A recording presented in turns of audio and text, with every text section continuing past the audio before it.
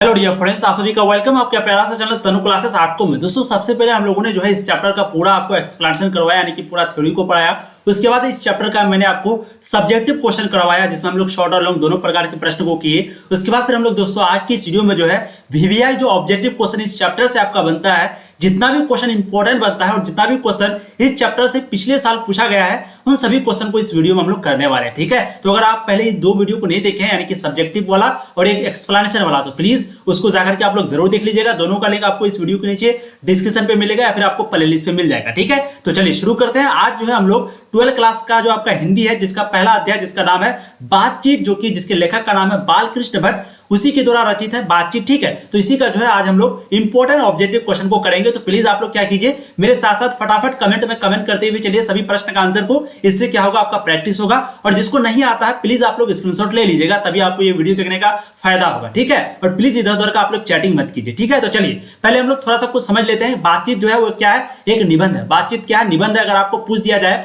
बातचीत क्या है, ऑप्शन में देखा निबंध है, एकांकी है, कहानी है, तो आपको बोलना है बातचीत जो है वो निबंध है। ठीक है, बातचीत के लेखक का नाम क्या है, बालकृष्ण भट्ट। बातचीत किसके द्वारा रचित है, बालकृष्ण भट्ट के द्वारा रचित किया गया है। ठीक है, बातचीत में यानी कि बालकृष्ण भट्ट का यानी कि लेखक का जो जन्म है कब हुआ था, तो 30 जून 1844 को लेखक का जन्म हुआ था। जब भी आपको प्रश्न पूछा जाए बातचीत में यानी कि बालकृष्ण भट्ट का जन्म कब हुआ था, ठीक है, तो आपको बोलना है 30 जून 1844 को। वहीं पे पूछेगा मृत्यु कब हुआ था बालकृष्ण भट्ट का, तो आपको बोलना है 20 जुलाई 1914 को बालकृष्ण भट्ट का मृत्यु हुआ था। आप लोग एक बार कमेंट कर दीजिए इसका जन्म को। ठीक है, चलिए अब इसका निवास स्थान क्या था, तो मैंने आपको बताया था कि इलाहाबाद उत्तर प्रदेश में जो है इसका जो निवास स्थान है वो कहाँ है, इलाहाबाद उत्तर प्रदेश। और इसके माता का नाम थी पार्वती देवी, जो कि क्या थी, कल्चरल यानी कि कल्चरल महिला यानी कि सुसंस्कृत। ठीक है, और मेरे पिता का नाम क्या था, पिता का नाम था बेनी प्रसाद भट्ट। ठीक है, तो आप लोग ये दो नाम मतलब कि कुछ बात याद रखना पड़ेगा। चलिए पहला प्रश्न देखिए आपके स्क्रीन पर, फटाफट आप लोग आंसर दीजिए। फर्स्ट प्रश्न क्या है कि बालकृष्ण भट्ट की रचना बातचीत जो है वो क्या है। देखिए पहला ही प्रश्न आपका इंपॉर्टेंट है, बातचीत जो है बालकृष्ण भट्ट के द्वारा लिखा गया है, बताइए क्या है, एकांकी है, कहानी है, यात्रा संस्मरण है, ललित निबंध है। तो मैंने अभी आपको बताया निबंध, चाहे आपको घुमाने के लिए ललित लिख दे या फिर ना लिखे कोई दिक्कत नहीं, आपको राइट आंसर क्या लगाना है, ऑप्शन डी ललित निबंध। तो ठीक है, तो बातचीत जो है वो क्या है, ललित निबंध है। अगला प्रश्न देखिए, बातचीत बालकृष्ण भट्ट के जो मतलब बालकृष्ण भट्ट जो है वो किस युग के निबंधकार थे, समझ रहे हैं, बालकृष्ण भट्ट किस युग के थे, तो मैंने आपको कल बताया था ये जो है भारतेंदु युग के, यानी कि ऑप्शन भी आपका सही होगा। बालकृष्ण भट्ट जो है भारतेंदु युग के जो है निबंधकार थे। ठीक है, किस युग के, भारतेंदु युग के। ये भी आपका जो है इंपॉर्टेंट प्रश्न है, तो इसका राइट आंसर सेकंड का आपको ऑप्शन बी हो जाएगा। फटाफट आप लोग मेरे साथ साथ कमेंट करते हुए चलिए अब देखिए अगला प्रश्न क्वेश्चन नंबर 3 आपके समक्ष आपके स्क्रीन पर, मनुष्य की बातचीत का जो उत्तम तरीका है वो क्या है। बालकृष्ण भट्ट ने जो है आखिर कौन से तरीकों को सबसे अच्छा तरीका बताया है बातचीत करने का, बताइए आप लोग। तर्कपूर्ण बात करना, विद्वा यानी कि थोड़ा दिमाग लगाकर बात करना, या फिर भीड़ से बात करना, या फिर अवाक होकर अपने से बातचीत करना। बिल्कुल इसका राइट आंसर आपको ऑप्शन डी हो जाएगा। यानी कि मनुष्य की बातचीत का जो उत्तम तरीका है लेखक के अनुसार वो ये है कि अवाक होकर, यानी कि जो खुद से बात करता है वो सबसे अच्छा तरीका होता है, जो अपने आप से बात करता है। तो थर्ड का जो राइट आंसर है वो आपका ऑप्शन डी हो जाएगा। ठीक है, चलिए अब देखिए अगला प्रश्न क्वेश्चन नंबर 4, संवाद में सबसे महत्वपूर्ण क्या है, तर्क है, जिज्ञासा है, आत्मीयता है, या फिर प्रवाहपूर्ण भाषा है। बताइए संवाद में सबसे महत्वपूर्ण क्या है। बिल्कुल 4 की जो राइट आंसर है वो आपको जाएंगे ऑप्शन सी, आत्मीयता। ऑप्शन सी बिल्कुल करेक्ट आंसर आपका हो जाएगा। अब देखिए अगला प्रश्न आपका, बालकृष्ण भट्ट का जन्म कब हुआ था, तो मैंने अभी आपको बताया 30 जून 1844 को जो है बालकृष्ण भट्ट का जन्म हुआ था। तो राइट आंसर यहाँ पर 5 का आपको ऑप्शन बी हो जाएगा। बालकृष्ण भट्ट का जन्म 30 जून 1844 को हुआ था। अब अगला प्रश्न देखिए क्वेश्चन नंबर 6, संयोगिता स्वयंवर रचना है, यानी ये जो संयोगिता स्वयंवर जो रचना है, मैंने आपको रचनाएं के बारे में बताया था, इनके द्वारा प्रमुख रचनाएं। तो प्लीज आप लोग जो भी एक्सप्लेनेशन यानी कि जो थ्योरी वाला वीडियो है, ठीक है, उसको प्लीज आप लोग देख लीजिएगा। और पूरे कहानी को पढ़ाए हैं, साथ में हम लोग पूरे बायोग्राफी को भी देखे थे, उसके बाद सब्जेक्टिव क्वेश्चन को भी देखे थे। तो दोनों वीडियो को आप लोग जरूर देख लीजिएगा, और इस वीडियो को देखने के बाद, तीनों वीडियो को देखने के बाद ये चैप्टर आपका कंप्लीट, समझ गए। तो चलिए संयोगिता स्वयंवर रचना क्या है, बिल्कुल 6 के राइट आंसर आपको जाएंगे श्रीनिवास दास की, यानी कि संयोगिता स्वयंवर जो रचना है वो किसकी है, श्रीनिवास दास की रचना है। ऑप्शन सी आपका बिल्कुल सही हो जाएगा। अगला प्रश्न देखिए क्वेश्चन नंबर 7, कौन सी रचना बालकृष्ण भट्ट की नहीं है।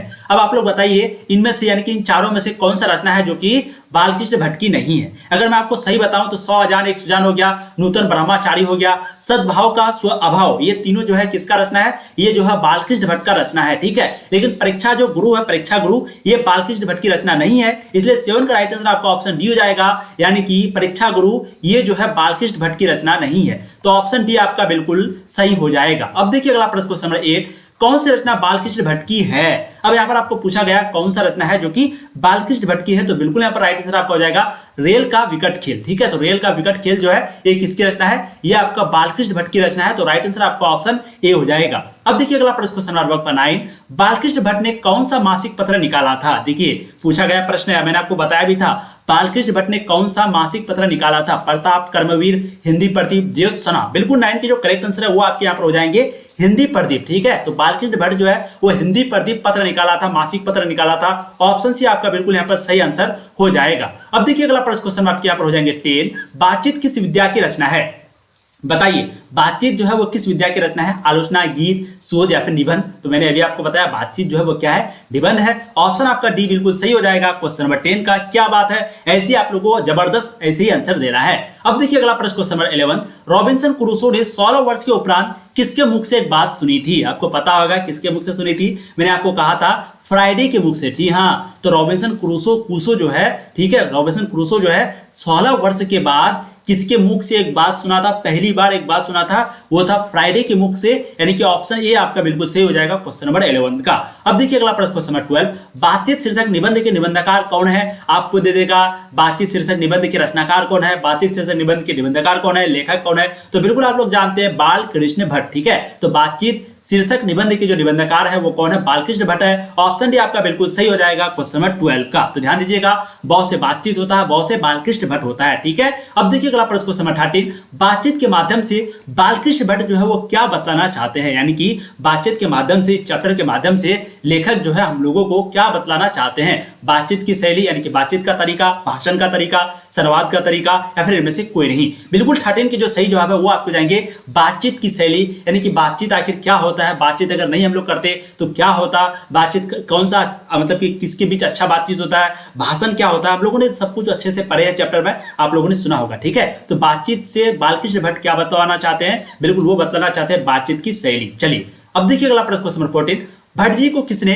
अंग्रेजी साहित्य के एडिशन और स्टील की श्रेणी में रखा है। बताइए तो, यानी कि बालकृष्ण भट्ट को जो है किसने अंग्रेजी साहित्य के एडिशन और स्टील की श्रेणी में रखा है।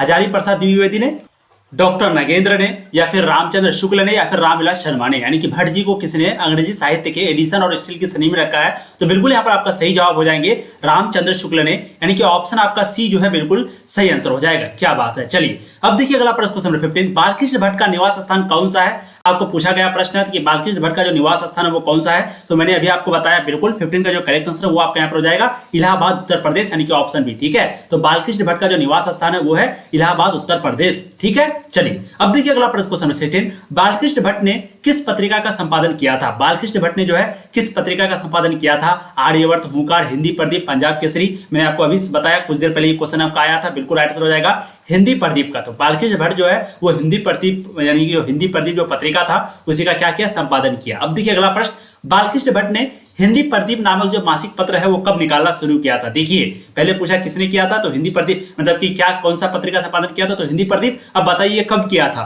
तो 17 का बिल्कुल सही जवाब जो है वो आपको हो जाएगा 1877। ऑप्शन आपका ए जो है बिल्कुल सही हो जाएंगे क्वेश्चन नंबर 17 का। अब देखिए अगला प्रश्न क्वेश्चन नंबर 18, कौन सी रचना बालकृष्ण भट्ट की, आपका रचना है। ठीक है, कौन सी रचना जो है बालकृष्ण भट्ट के द्वारा रचित नहीं है, यहाँ पर पूछा जा रहा नहीं है। ठीक है, ध्यान दीजिएगा 18 का बिल्कुल आपका जो सही जवाब है वो हो जाएंगे यहाँ पर मेघदूतम। जी हाँ, पद्मावती हो गया, वेणी सनार हो गया, मेघनाथ वध हो गया, ये सभी जो है बालकृष्ण भट्ट के द्वारा लिखा गया है, रचित किया गया है। लेकिन जो आपका मेघदूत है, मेघदूतम, ये जो है बालकृष्ण भट्ट का नहीं है। तो 18 का राइट आंसर आपका ऑप्शन सी हो जाएगा। अब देखिए अगला प्रश्न क्वेश्चन नंबर 19 आपके समक्ष, आपकी स्क्रीन पर, कौन सा उपन्यास बालकृष्ण भट्ट द्वारा रचित है। देखिए प्रश्न आपको कई बार पूछा गया है, इसलिए मैं आपको प्लीज रिपीट करवा रहा हूं। प्रश्न क्या है आपका कि कौन सा उपन्यास होगा, यहाँ पर उपन्यास। ठीक है, कौन सा उपन्यास जो है बालकृष्ण भट्ट के द्वारा रचित है, मैला आंचल, गोदाम, या फिर आपका है 100 अजान एक सुजान, या फिर अंतराल। तो बताइए तो कौन सा जो उपन्यास है जो कि बालकृष्ण भट्ट के द्वारा लिखा गया है। बिल्कुल सही जवाब आपको जाएंगे 100 अजान एक सुजान। मैंने आपको बताया भी था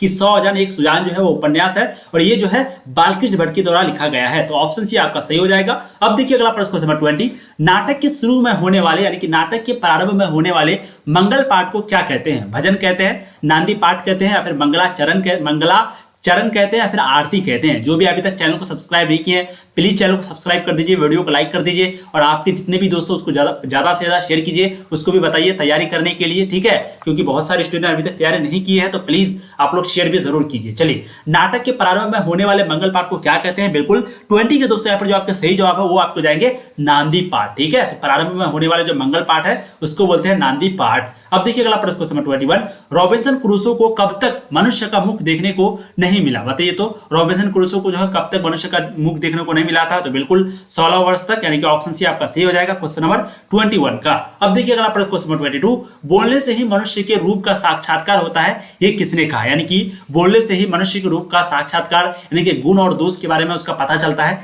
ये बात किसने कहा था? बिल्कुल ये जो है बेन जॉनसन ने कहा था। बेन जॉनसन ने कहा था कि मनुष्य जब तक बोलेगा नहीं तब तक हम लोगों को उसका गुण के बारे में या फिर उसका दोष यानी कि कमी के बारे में पता नहीं चलेगा, ठीक है। तो उसका अगर कमी या फिर उसका गुण के बारे में पता लगाना है किसी मनुष्य का, तो पहले जाकर के आप उससे बातचीत करें, तभी आपको पता चलेगा। ये किसने कहा है? बेन जॉनसन ने कहा है। तो 22 का राइट आंसर आपका ऑप्शन बी हो जाएगा। क्या बात है। चलिए अब देखिए अगला प्रश्न क्वेश्चन नंबर 23, असल बातचीत सिर्फ दो व्यक्तियों में ही हो सकती है, ये जो है किसका मत है? बताइए तो आपको पूछा जाएगा असल बातचीत सिर्फ दो व्यक्तियों में ही हो सकती है, ये किसका मत है, ये किसका कहना है? बिल्कुल इसके राइट आंसर हो जाएंगे एडिसन, ठीक है। तो एडिसन के अनुसार क्या है कि असल जो बातचीत होता है वो सिर्फ दो व्यक्तियों के बीच होता है। अगर तीन व्यक्ति आ गया तो समझिए कि वहां पर असल बातचीत नहीं होगा, वहां पर सिर्फ मजाक बनेगा किसी तीसरे का या फिर किसी और का। तो असल जो बातचीत होता है वो सिर्फ दो व्यक्तियों के बीच होता है, ये किसका कहना है? ये एडिसन का कहना है, ठीक है। कभी कभी आपको प्रश्न पूछ देगा एडिसन के अनुसार जो है क्या कहा था बातचीत के बारे में, तो वो क्या कहा था कि जो असल बातचीत है वो सिर्फ दो व्यक्तियों में ही हो सकती है। अब देखिए अगला प्रश्न क्वेश्चन नंबर 24, एडिसन के अनुसार जो असल बातचीत है वो कितने लोगों के बीच होगा? देखिए मैंने अभी बताया दो लोगों के बीच, यानी कि ऑप्शन ए आपका सही होगा। अब देखिए अगला प्रश्न आपका, बातचीत से मन किस प्रकार का हो जाता है? तो बताइए तो बातचीत से जो है यानी कि अगर आप बातचीत करेंगे तो इससे मन क्या होगा? क्रोध हो जाए, आप गुस्सा हो जाएंगे, या फिर बाहरी हो जाएगा और भी कि क्या बात करके, या फिर हल्का और स्वच्छ हो जाएगा? बताइए तो बिल्कुल हल्का और स्वच्छ हो जाएगा। अगर जब तक बात आप नहीं करेंगे तब तक आपका मन हल्का नहीं होगा, ठीक है। तो बातचीत करने से जो है मन जो है वो क्या होता है? हल्का हो जाता है और स्वच्छ हो जाता है, ठीक है। तो बातचीत करने से क्या होता है? मन जो है वो हल्का और स्वच्छ हो जाता है। ऑप्शन सी आपका 25 का सही जवाब हो जाएगा। अब देखिए अगला प्रश्न क्वेश्चन नंबर 26, किसने ना होने से सृष्टि गूंगी प्रतीत होती है? बताइए तो किसके ना होने से जो सृष्टि है वो गूंगी प्रतीत होती है? श्रवण शक्ति, वाक शक्ति, दिव्य शक्ति, स्मरण शक्ति। बिल्कुल राइट आंसर आपका ऑप्शन बी हो जाएगा 26 नंबर का। जी हाँ, तो 26 नंबर क्वेश्चन का जो राइट आंसर आपका ऑप्शन बी होगा, वाक शक्ति। अगर वाक शक्ति ना हो तो सृष्टि जो है वो क्या होगा? गूंगी प्रतीत होगा। ये जो दुनिया है वो पूरा क्या हो जाएगा? गूंगा हो जाएगा। कोई भी एक दूसरे से बात नहीं करेगा, एक कोना पे जाके कोई बैठ के रहेगा, इशारे पे भी बात करेगा या नहीं करेगा पता नहीं, ठीक है। अब अगला प्रश्न क्या था जो कि बहुत ही इंपोर्टेंट प्रश्न पूछा भी गया है कई बार, आर्ट ऑफ कन्वर्सेशन जो है वो कहाँ के लोगों में सबसे ज्यादा पाया जाता है, यानी कि कहाँ के लोगों में सर्वाधिक प्रचलित है? तो मैंने आपको बताया था, आप लोग बताइए तो बिल्कुल यूरोप आपका राइट आंसर हो जाएगा, ऑप्शन सी, ठीक है। तो जो आर्ट ऑफ कन्वर्सेशन है यानी कि जो बातचीत करने का जो कला है वो सबसे अच्छा कहाँ पर पाया जाता है? यूरोप के लोगों में पाया जाता है। ऑप्शन सी आपका 27 का बिल्कुल सही आंसर हो जाएगा। चलिए अब देखिए आपका अगला प्रश्न क्वेश्चन नंबर 28, बालकृष्ण भट्ट जो है किस काल के रचनाकार है? तो अभी मैंने आपको बताया बालकृष्ण भट्ट किस काल के, पहले पूछा किस युग का, अगर आपको पूछे किस युग का रचनाकार है बालकृष्ण भट्ट तो आपको जवाब देना है भारतेंदु, ठीक है। भारतेंदु युग का रचनाकार है कौन? बालकृष्ण भट्ट। लेकिन यहां पर पूछा है किस काल का, किस युग का नहीं पूछा, क्या पूछा है? किस काल का पूछा है, ठीक है। तो किस काल का मतलब क्या हो गया कि कौन से काल है? बिल्कुल 28 के सही जवाब आपको जाएंगे आधुनिक काल के, ठीक है। तो बालकृष्ण भट्ट जो है वो आधुनिक काल के रचनाकार है और बालकृष्ण भट्ट जो है वो भारतेंदु युग के रचनाकार है। तो इस वीडियो में हम लोगों ने जो है इस चैप्टर का यानी कि जो बातचीत आपका चैप्टर था इसका हम लोगों ने टोटल 28 ऑब्जेक्टिव क्वेश्चन किया। सभी क्वेश्चन आपके लिए इंपॉर्टेंट हो सके तो दोबारा भी वीडियो को देख लीजिएगा, आपको तुरंत याद हो जाएगा। और प्लीज इसके पहले भी हम लोगों ने 2 वीडियो कर रखे हैं, अब नहीं देखे आप जाइए अभी तुरंत वीडियो के नीचे डिस्क्रिप्शन पे, वहां से आप लोग देख लीजिएगा, तभी ये चैप्टर जो है आपका 100% कंप्लीट हो जाएगा, ठीक है। चलिए ऐसे आप लोग पढ़ाई करते रहिए, all the very best. Syllabus आपका टाइम पे खत्म होगा। बस आप लोगों से छोटी सी रिक्वेस्ट है, वीडियो को लाइक कर दीजिए, चैनल पे पहली बार आए सब्सक्राइब कर दीजिए और प्लीज एक बार आपके जितने भी दोस्त हैं एक बार जम करके शेयर जरूर कर दीजिए। थैंक यू सो मच, ऐसे ही प्यार करते रहिए। बहुत बहुत